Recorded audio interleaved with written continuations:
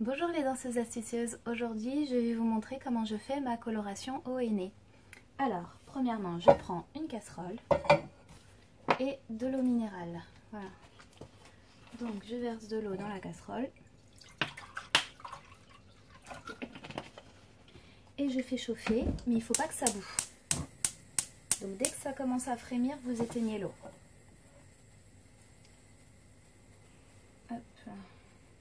Donc ensuite vous prenez votre henné, moi je mets du henné du Rajasthan, donc ça fait couleur rouge et c'est ce qui couvre bien les cheveux blancs. Voilà. Hop. Si vous voulez faire une couleur noire, il faut d'abord faire le henné rouge du Rajasthan pour que ça prenne bien sur les racines blanches et ensuite rajouter de l'indigo.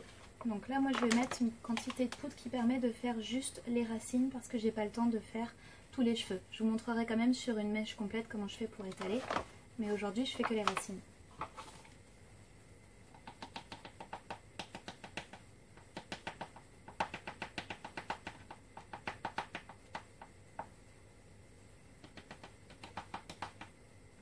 Voilà. Je fais toujours au pif, mais sur le site où j'achète les colorations, c'est-à-dire le site d'Aromazone, ils ont une grille pour dire exactement combien de grammes il faut quand on fait que les racines, que les pointes, etc. Donc voilà, j'ai mis à peu près ça. Donc j'attends que l'eau chauffe et je vous reprends. Alors voilà, mon eau est frémissante, donc je coupe le feu. Et ensuite je vais donc verser l'eau progressivement et en même temps touiller. Donc je verse un peu, je touille, je verse, je touille. Après, donc je suis obligée de le tenir. Vous voyez, hop. Ça dégage une odeur d'épinard. Voilà.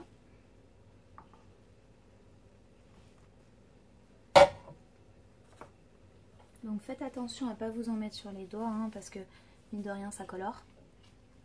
Voilà, donc il y en a qui utilisent déjà les gants à cette étape. Moi je sais qu'en faisant attention je ne vais pas m'en mettre sur les doigts ou alors je rince direct. Voilà. Donc il faut bien prendre autour parce qu'il reste de la poudre. Toute la poudre devienne une pâte.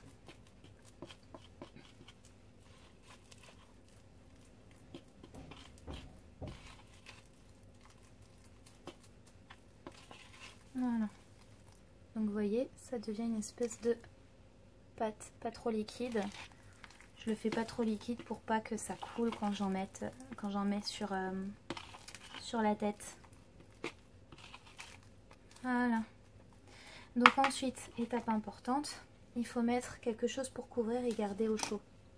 Pour que le henné garde toutes ses propriétés. Hop, donc moi je mets un torchon. Hop, je laisse la cuillère dedans parce que sinon il faut que je gratte et je vais m'en mettre plein les doigts. Voilà, donc je le recouvre comme ça. Et vous pouvez même le mettre sur un petit radiateur pour que ça garde sa chaleur. Voilà, alors on se retrouve dans la salle de bain. Donc là, j'ai démêlé mes cheveux avec une brosse en bois. Voilà, donc c'est mieux hein, pour les cheveux. Ensuite, j'ai pris mon petit pchit, là, je sais plus comment ça s'appelle, pour pouvoir donc vaporiser sur mes cheveux. Et ça va ouvrir les écailles. Donc dedans, il y a de l'eau minérale avec du bicarbonate de soude. Je me souviens plus exactement des proportions, je vous écrirai ça en description sous la vidéo YouTube. Voilà, donc en fait ça va permettre d'ouvrir les écailles parce que moi mes écailles jusque là elles ont du mal à s'ouvrir, elles sont très fermées. Ici il n'y a pas de souci parce que j'ai toujours eu les pointes très sèches. Voilà, donc on vaporise. Hop. Donc important d'avoir démêlé les cheveux avant. Pourquoi? Parce que le fait d'ouvrir les écailles ça va aussi les rendre pas très faciles à brosser. Donc croyez-moi, il vaut mieux avoir vaporisé avant que après. Tac. Insistez là où vous avez vraiment envie que ça prenne, hein, c'est-à-dire sur les parties visibles, là sur le dessus de la tête. Hop. Moi je me protège le front parce que sinon ça coule sur le visage. C'est pas l'objectif, hein. L'objectif c'est que ça soit sur les cheveux. Hop.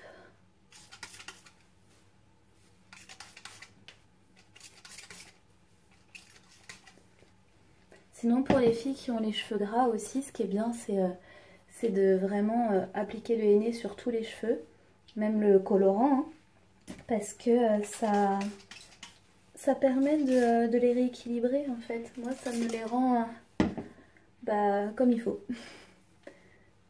Pas sec mais bien, hein. Voilà. Hop. Donc ça je le fais juste après avoir mis le pot en attente, donc une demi-heure de pause, et c'est pareil, ça c'est une demi-heure, donc c'est pour ça que je le fais juste après. Voilà, comme ça je gagne du temps. Je fais pas ça, puis ensuite pendant que je fais, après je fais ça, du coup ça décale tout. Voilà. Hop. Maintenant, il n'y a plus qu'à attendre. Et pendant ce temps, en fait, je vais vous montrer comment je fais mon opou un peu plus compliqué. Donc, en fait, je l'ai déjà mélangé. Mais ce que je fais, c'est que je mets une cuillère d'amla, une cuillère de shikakai, une cuillère de henné neutre et une cuillère de... je vais aller vérifier. Donc la dernière c'est cidre. Donc cidre pas comme le cidre qu'on boit, hein, cidre S-I-D-R.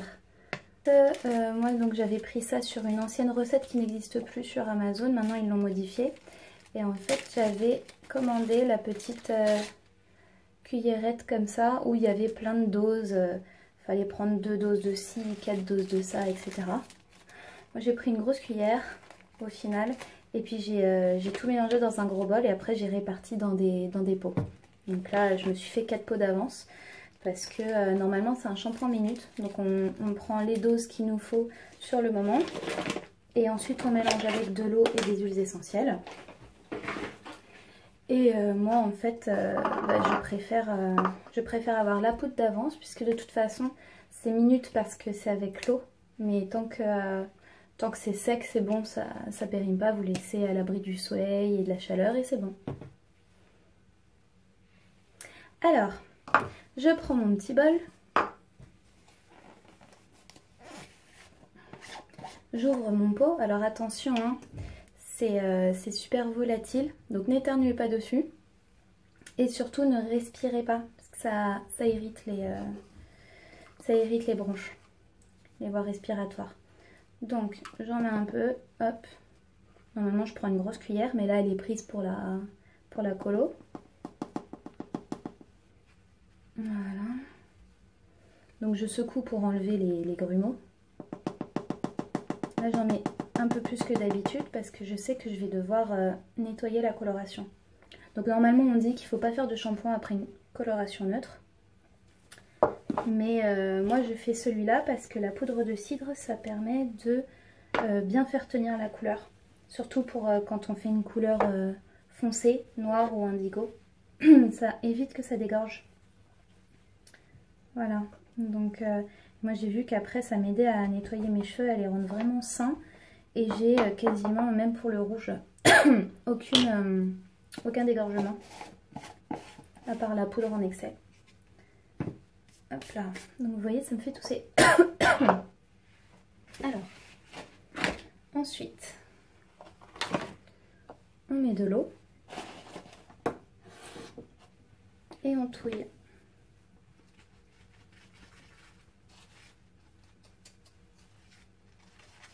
Jusqu'à temps que ça fasse une pâte. Donc restez pas au-dessus, hein.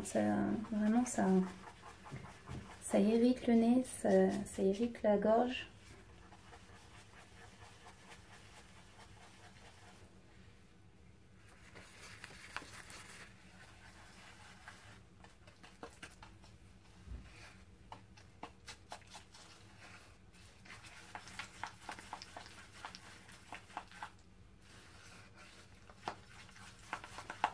Donc là en fait, je le fais maintenant pour vous montrer pour la vidéo, mais normalement je le fais au bout de 3 heures, c'est-à-dire une fois que le henné a fini de poser, parce que oui, je le pose 3 heures.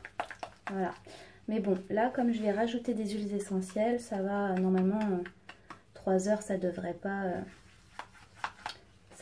trop développer les bactéries, puisque je vais mettre donc des huiles essentielles. Par contre, vous ne vous embêtez pas à le faire tout de suite, hein. Vous faites d'abord votre colo. Après, quand la pause est presque finie, vous pouvez faire votre shampoing, il n'y a pas de souci. Moi, c'est pour un souci de gagner du temps, pour que la vidéo dure pas trop longtemps. Donc, je rajoute une goutte de gingembre. Voilà. Et 4 gouttes d'huile essentielle de citron vert.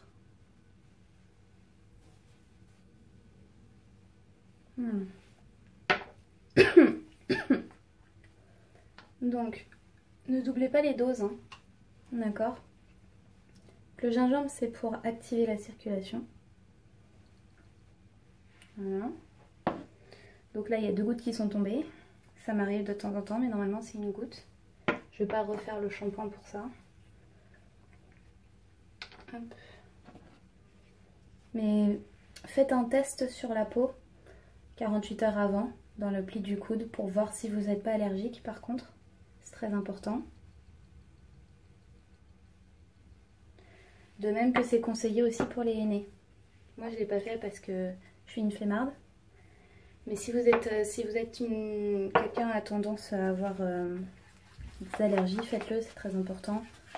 Pour pas avoir toute la peau du visage ou du crâne qui enfle, qui devient rouge. Ça pourrait être dangereux.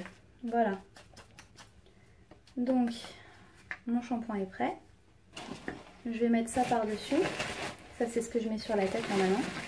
En attendant, je vais mettre ça. En attendant de récupérer... hop.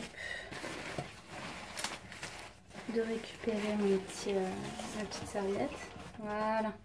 Donc là, il reste encore, je sais pas, 15-20 minutes. Donc, je vous retrouve d'ici 15-20 minutes. Ok, ça y est, ça fait une demi-heure que le henné est en train de poser, que j'ai posé mon petit pupchit. Voilà, donc alors, étape importante, avoir des gants. Donc moi je les ai achetés à Bleu Libellule, comme là où j'achète tout mon matériel. Hop, voilà. Donc ça c'est des gants utilisés par les coiffeurs. Donc... Et voilà. Donc ce qui est bien avec ces gants, c'est qu'il y a des tailles. Et du coup, on peut prendre, pour les petites mains comme moi, la taille S. Et il n'y a pas les gros bouts qui dépassent au bout. Donc c'est parfait. Ensuite, on prend... Alors, là je mets rien parce que je fais que les racines et que je sais pas où j'ai mis mon t-shirt. Mais normalement, il faut mettre un t-shirt qui craint rien et qui est jusque là. Parce que sinon, vous allez vous en mettre partout. Donc, étape suivante, mettre de la crème. Alors, pour être sûr que la peau absorbe pas, parce que moi quand je mets de la crème, la peau absorbe et du coup après la coloration tache quand même ma peau. Donc je prends carrément du beurre de karité. Hop, je le chauffe un peu dans la paume. Et ensuite j'étale. Hop là, sur les bords. En essayant de ne pas en mettre sur les cheveux, sinon la coloration ne prendra pas sur les cheveux.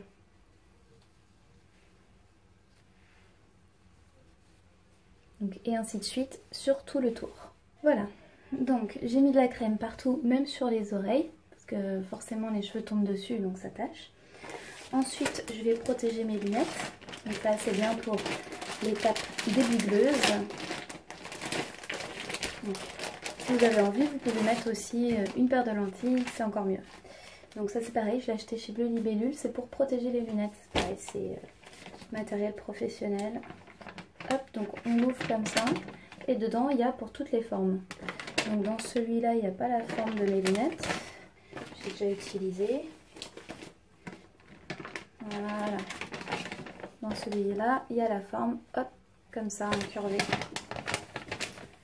Donc, vous pouvez aussi hein, garder les mêmes tout le temps et comment dire, les nettoyer, hein, ça m'est déjà arrivé. Mais c'est vrai que j'ai tendance à les paumer parce que c'est super volatile.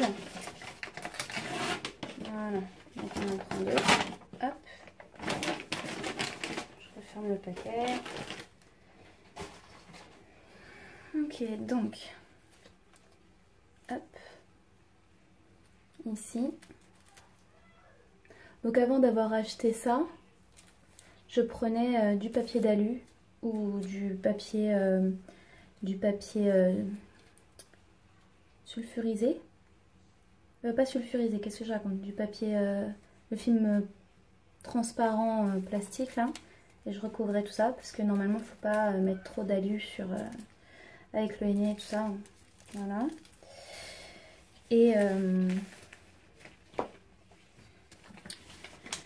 Et du coup, bon bah voilà, ça me faisait des espèces de gros trucs en plastique. Et ça c'est beaucoup plus fin, beaucoup plus pratique.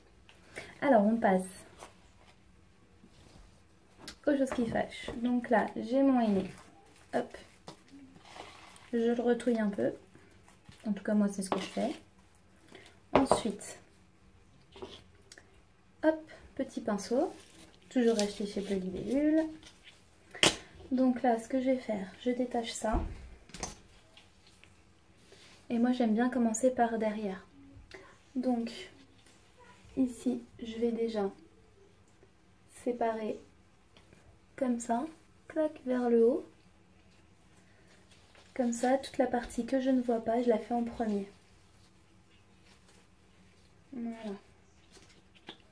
Donc là, comme je fais les racines, je ne vais pas trop m'embêter, hein. Je vais faire des gros morceaux. Hop. Donc,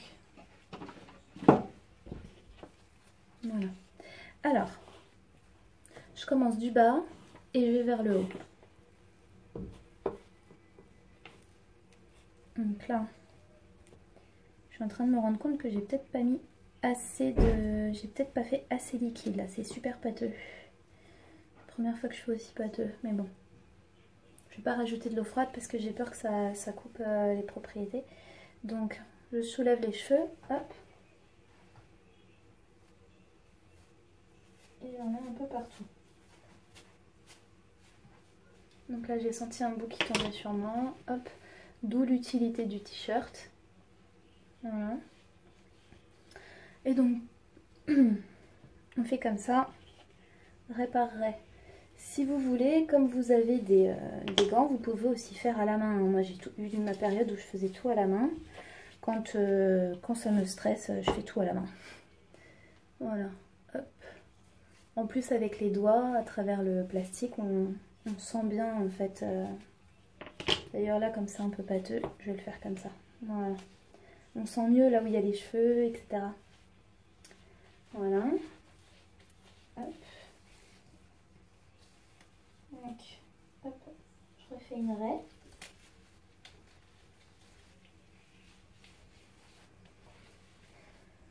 Je prends un peu de pâte dans les doigts. Je mets vers le bas. Tac. Et vers le haut.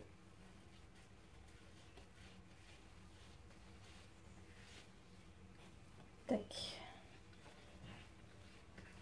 Voilà. Ensuite, je continue comme ça en faisant donc jusqu'à l'arrêt qui est ici. Voilà, donc j'ai fini de faire l'arrière. Je viens d'attacher avec une pince. Et là, donc j'ai le haut. Hop, je fais une raie au milieu.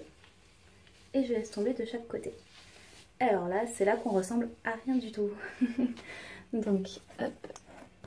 Voilà, pour que vous voyez mieux.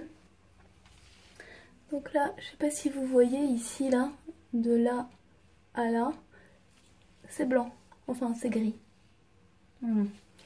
Donc, à la base, mes cheveux sont châtain foncé brun. Et j'ai à peu près 50% de cheveux blancs. Voilà. Donc là, je prends un peu de pâte. Et je vais commencer à étaler d'un côté. Alors, en fait, avant, ce que je faisais, c'est que je faisais la raie au milieu. Je faisais tout un côté. et après je faisais l'autre. Mais comme au final après les cheveux sont plaqués, c'est plus simple de commencer tout d'un côté. Donc là j'enlève la barre, hop, et c'est là où je suis un peu bigleuse et ça fait mal aux yeux. Voilà, donc là je mets bien les cheveux vers le haut comme ça et je commence à étaler la pâte.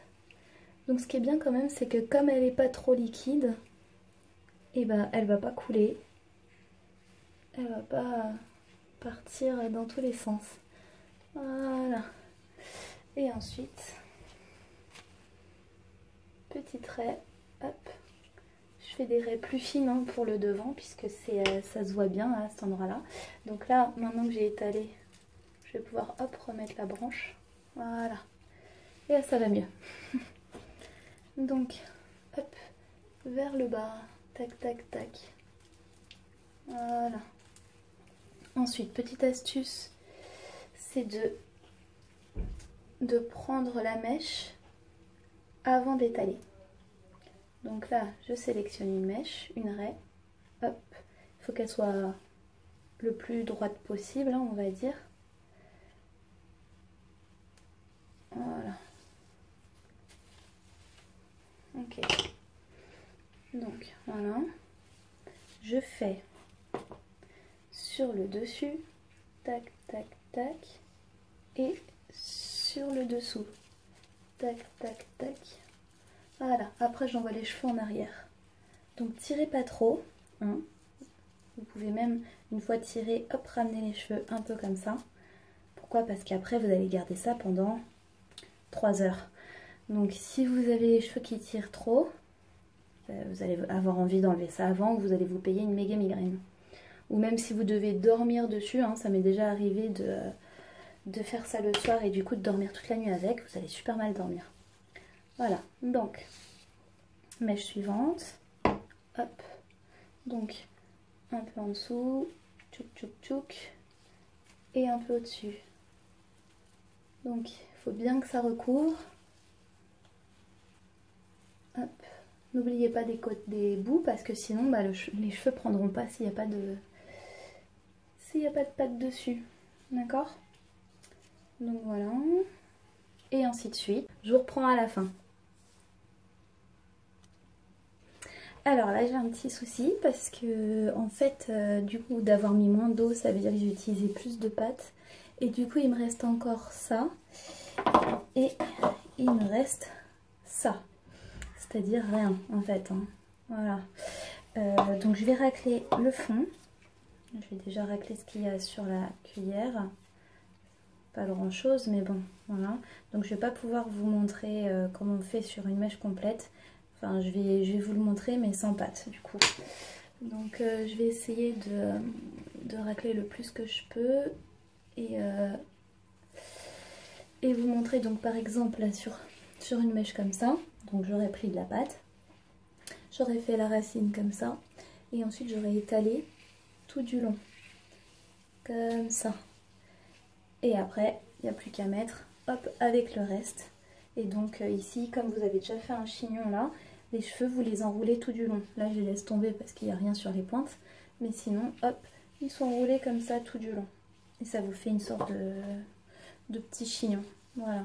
Donc là, hop, je vais finir et puis je reviens vers vous. Ok, donc là, j'ai fini. Voilà, donc j'ai raclé au maximum en rajoutant un petit peu d'eau pour que les petits pâtés se délient un peu et puissent s'étaler. Donc là normalement quand il reste du fond à cette étape, donc je mets tout en arrière et je remets bien sur les cheveux de devant, ici, hop, pour qu'il n'y ait aucun cheveu blanc. Sachant que en plus de ça, ça donne une teinte un peu rouge à mes cheveux et du coup bah voilà, il faut pas qu'il y ait des endroits où ça soit rouge et d'autres endroits où ça fasse brun normal en fait. Voilà, hop, ok. Donc une fois qu'on a fini ça, moi ce que je fais c'est que je masse légèrement pour ramener les cheveux un peu vers l'avant parce qu'il y en a plein qui sont collés en arrière, que ça tire un peu, voilà. Et puis en plus ça permet de répartir un peu entre les cheveux. Voilà. Et ensuite, donc, les cheveux qui restent là, par rapport au chignon que j'ai déjà ici, je vais les enrouler autour. Donc, je passe en dessous, comme ça, hop, et je les rattache là. Voilà. Tac. Et donc, pour au cas où j'ai besoin de poser la tête, en fait, ce que je fais, c'est que je vais enlever la pince. Et je finis le chignon en calant le bout des cheveux, hop, à l'intérieur. Voilà. Bon, ça tient pas, donc je vais quand même laisser la pince, mais du coup, je vais la mettre en haut. Comme ça me gênera pas si je dois m'adosser à un fauteuil. Voilà. Donc, étape suivante, on rince un peu les gants. Pour pas en mettre partout, parce que là, évidemment, il y a plein de henné dessus.